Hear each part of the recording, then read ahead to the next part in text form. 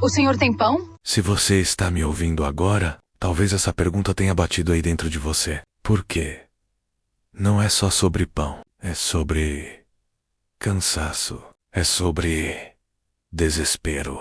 É sobre aquele momento em que a gente já não sabe mais a quem pedir ajuda. Agora me responde com sinceridade. Quantas vezes você já gritou isso por dentro, sem nunca ter coragem de dizer em voz alta? Fica comigo até o final dessa história, porque ela não é sobre miséria, é sobre recomeço. Não é só fome de comida, de acolhimento, de paz, e talvez, em algum pedaço dela, você se reconheça. Era Brasil interior, meados do século passado, um tempo em que não existia asfalto em todo lugar, nem luz elétrica em todas as casas, e muito menos televisão contando histórias felizes. O mundo parecia menor, mas a dor das pessoas era grande do mesmo jeito. A fazenda ficava longe da vila, isolada, cercada por um mar verde que parecia não ter fim.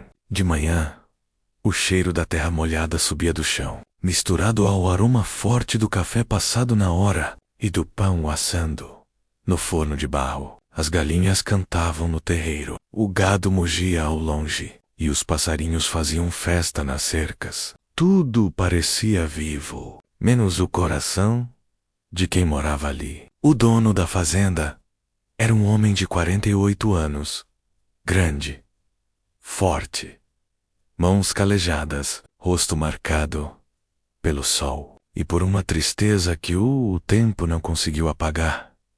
Viúvo, desde que enterrou a esposa no pequeno cemitério atrás do pomar, ele também enterrou o sorriso. A casa era boa, grande, limpa, organizada, mas vazia, silenciosa demais. O tipo de silêncio que faz barulho dentro da gente. Todos os dias eram iguais. Acordar antes do sol, calf prate, pão, amanhecido, trabalho duro na roça, voltar para casa cansado, comer sozinho e deitar numa cama fria, sem ninguém esperando, sem ninguém chamando pelo nome, sem ninguém dizendo voltei. Ele tinha tudo: terra, gado, comida farta, mas não tinha com quem dividir. E deixa eu te dizer uma coisa, às vezes, a maior pobreza não é a falta de comida, é a falta de amor. Naquela tarde, o sol já começava a se despedir, pintando tudo de dourado. O vento levantava poeira da estrada de terra e grudava na pele de quem passava por ali. Ele vinha da roça, cansado, suado, com o peso do dia nas costas e o peso da solidão no peito. Foi então que ele ouviu uma voz fraca, quase sumindo no vento, mas forte o suficiente para atravessar direto o coração. Tem pão, senhor? El Peru. O mundo podia continuar girando, mas naquele instante, tudo ficou em silêncio. Diante do portão da fazenda, 3 figuras estavam sentadas no chão, uma mão e 2 fellows. A mulher era magra, tão magra que o vestido parecia pesar mais que o corpo. Os olhos fundos, cansados, mas ainda com uma chama de quem não tinha desistido completamente. O menino, uns 8 anos, pés descalços, roupa rasgada, olhar sério demais para a idade. E a menina, pequena, Ansvernos, segurando um pedaço de pano como se fosse um tesouro. Mas o que mais doía era o olhar dos dois. Um olhar que não pedia só comida, pedia segurança, pedia vida. Ele podia ter ignorado, podia ter fingido que não ouviu, podia ter mandado embora, como muita gente faria. Mas havia algo que ele não conseguiu esquecer. A voz do pai, numa cama simples, entre a vida e a morte. O velho segurou a mão dele e disse: Não deixe a dureza da vida endurecer teu coração. E naquele momento, diante daquele pedido simples, mas desesperado, a promessa voltou, como se tivesse sido feita naquele exato instante. Ele respirou fundo, deu um passo à frente e perguntou: vocês precisam de ajuda? A mulher hesitou, como um animal ferido, tentando decidir se estava diante de um perigo ou de um milagre. E então, com a voz quebrada, ela repetiu: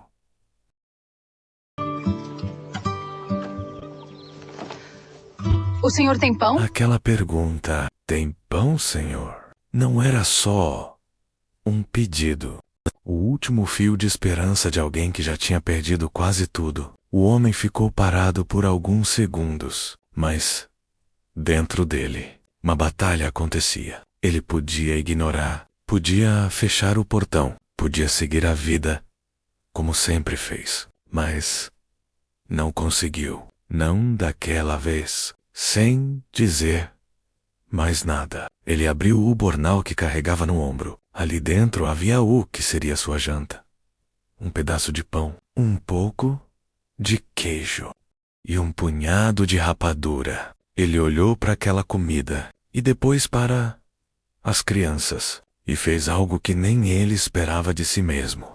Disse, com a voz baixa: as crianças não esperaram. O menino agarrou o pão com força, mordendo rápido demais, como se alguém pudesse tirar dele a qualquer momento. A menina comia chorando, como se o corpo não entendesse aquilo, como se fosse bom demais para ser verdade. A mulher tentou controlar.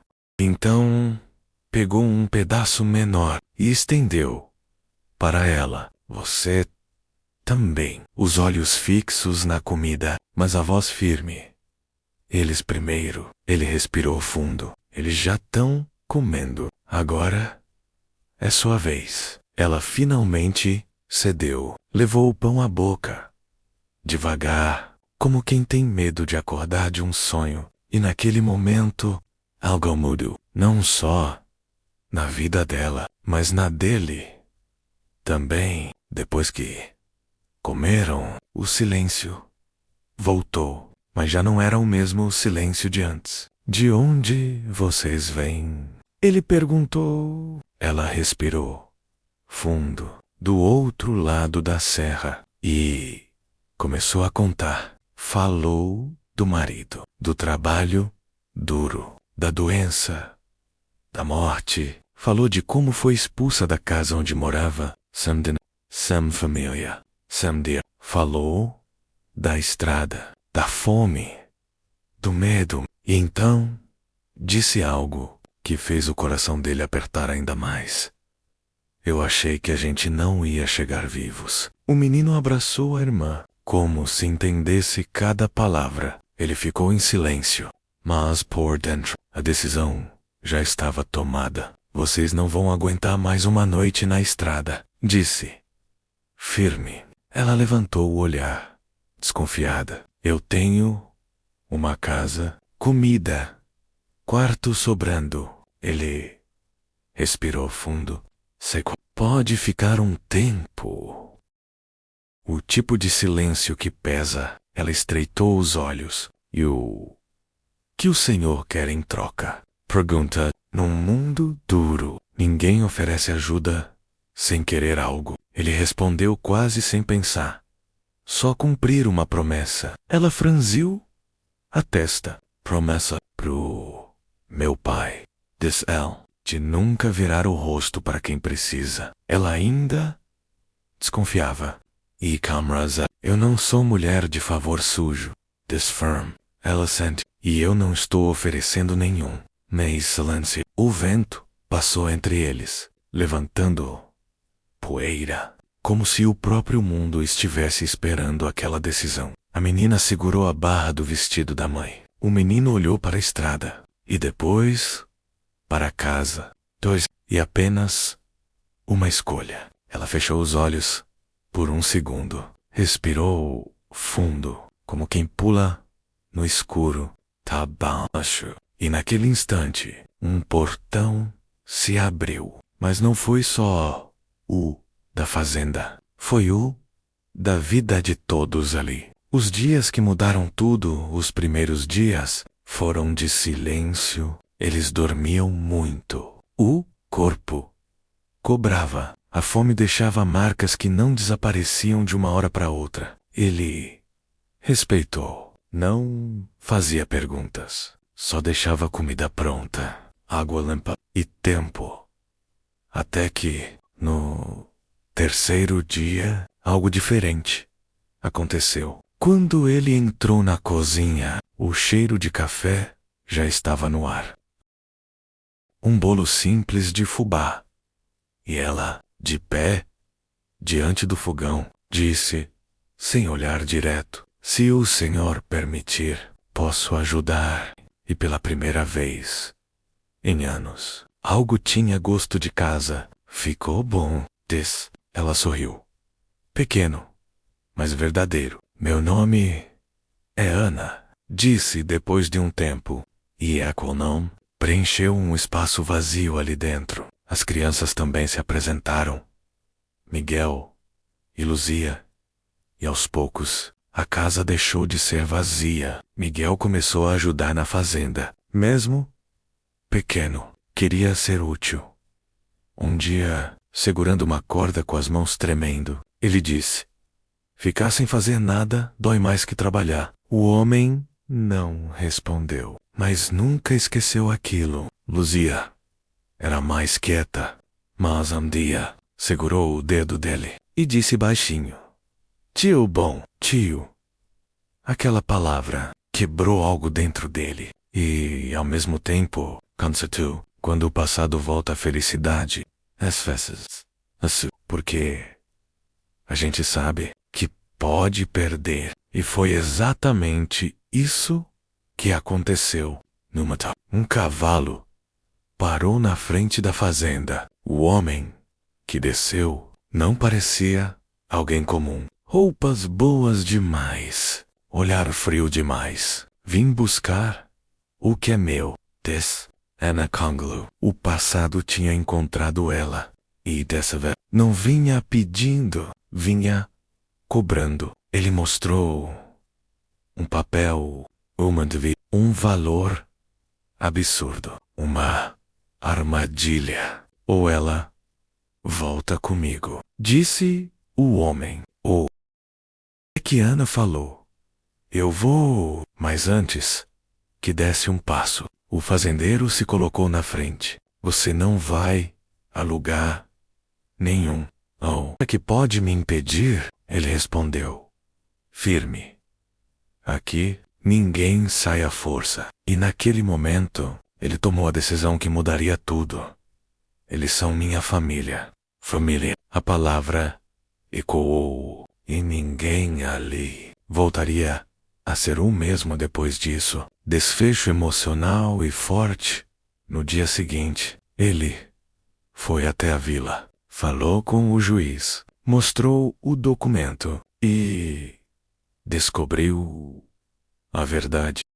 A dívida não existia. Era uma armadilha para explorar. Quando voltou, Ana estava sentada na varanda, com os filhos, esperando, com medo. Ele desceu do cavalo, caminhou até ela e disse apenas, você está livre. Ela não respondeu, só chorou. Mas dessa vez, não era de dor, era de alívio. Aquela casa já não era mais a mesma. Enquanto o sol se punha, Miguel correu pelo terreiro gritando, pai! Ana também. Silêncio. E então, pela primeira vez, em muitos anos, Elseri, o Semero, Porcago, ele não estava mais sozinho. E tudo começou com uma pergunta simples. Tem pão, senhor? A história tocou você. Deixa seu like agora. E me conta aqui nos comentários.